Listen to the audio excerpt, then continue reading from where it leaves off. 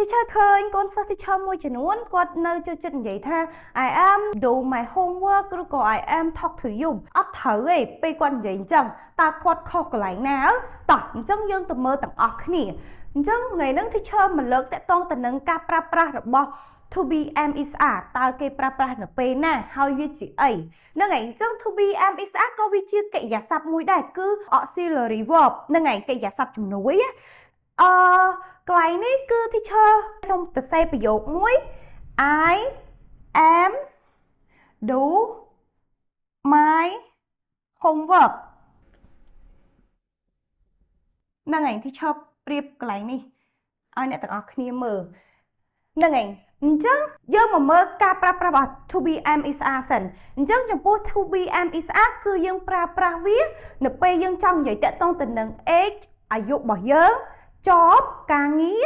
color ពណ៌ nationality របស់យើងគឺសញ្ជាតិរបស់យើងហ្នឹងហើយនឹង time តាក់ទងពេលវេលា price តាក់ទងទៅនឹងតម្លៃ yes អញ្ចឹងតើទាំងអស់ហ្នឹងបញ្ជាក់ន័យអីគេ mostly ជានាមហើយនឹងគុណនាមត្រូវអត់អាយុ color ហើយនឹង job ហ្នឹងហើយ job គឺ noun ការងារដល់ពេល color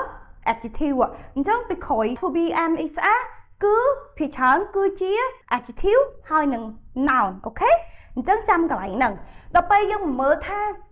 I គឺយើងប្រើជាមួយនឹង am she he it យើងប្រើជាមួយនឹង is we you they យើងប្រើជាមួយ are ហ្នឹងហើយអញ្ចឹង I am she is he is it is we are you are they are អូខេអញ្ចឹងយើងមកមើលឧទាហរណ៍ I am Cambodian I am a student I am smart ឃើញអត់ student កន្លែងហ្នឹងគឺជា noun smart កន្លែងនេះគឺជា adjective ហ្នឹងហើយ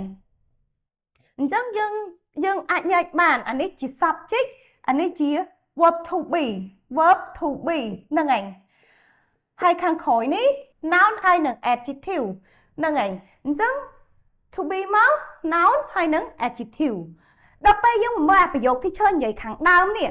I am do my homework អញ្ចឹងកន្លែងនេះគឺជា subject ដល់ពេល to be កន្លែងនេះគឺ to be am is are ហ្នឹងហើយដល់ពេលកន្លែងនេះគឺជា verb ហ្នឹងអញ្ចឹងមិនត្រូវ do នេះគឺជា verb អូខេអញ្ចឹងត្រូវចាំថាអញ្ចឹងក្រោយ to be am is are គឺជា noun និង adjective យើងអាចដាក់ verb ពីរចូលគ្នាបានដែរព្រោះអី to be am is are នេះក៏វាជា verb ដែរ verb កិរិយាសព្ទជំនួយហ្នឹងហើយ auxiliary verb អូខេអញ្ចឹងប្រយោគកន្លែងហ្នឹងគឺអត់ត្រូវទេឈប់និយាយ I am do my homework ទៀត verb ពីរជាប់គ្នាគឺអត់បានទេប៉ុន្តែបើយើងនិយាយថា I am doing my homework បានព្រោះអី